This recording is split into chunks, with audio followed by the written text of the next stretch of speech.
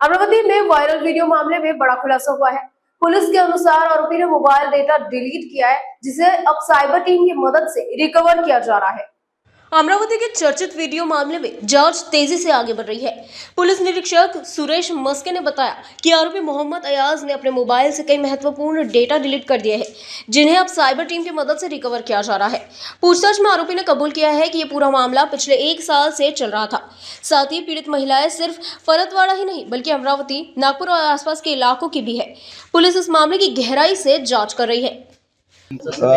जे व्हिडिओ आपल्याला प्राप्त झालेले आहेत, ज्या स्क्रीनशॉट आणि व्हिडिओ प्राप्त झाले आहेत, तर त्याची आपण आरोपिताकडून ओळख पटवलेली आहे.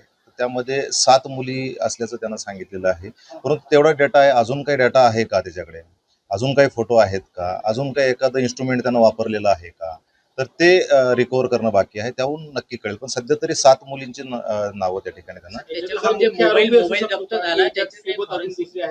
आणि मुख्य आरोपी सध्या तरी सांगता येणार नाही. तपासामध्ये काय समोर येतं त्यानुसार बघूया. सर, याच्यासोबत आणखी कोणी आरोपी इन्व्हॉल्व असण्याची शक्यता आहे का? असू शकतात.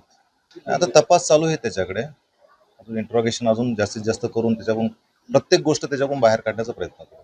फिर्याद देण्याकरिता कोणी फिर्यादी पुढे आलेला आहे?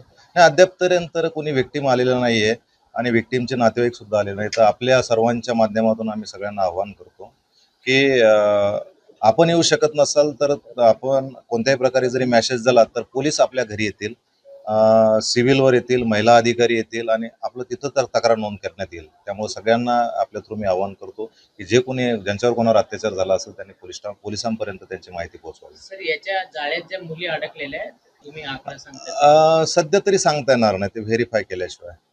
सर, भाजपचे खासदार डॉक्टर अनिल बोंडे यांनी आरोप केला की 180च्या वर व्हिडिओ आहेत. यात काय तथ्य आहे?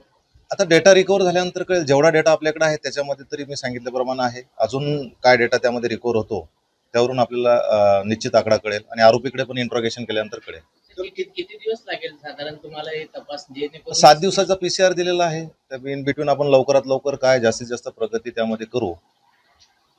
सर, काही कॉल रेकॉर्ड तर ते मोबाईलमध्ये त्यानं डेटा बऱ्यापैकी डिलीट केलेला आहे मोबाईलमधला. तो आता रिकव्हर करून आपल्याला चेक करता येईल त्यामध्ये कॉल रेकॉर्डिंग आहे.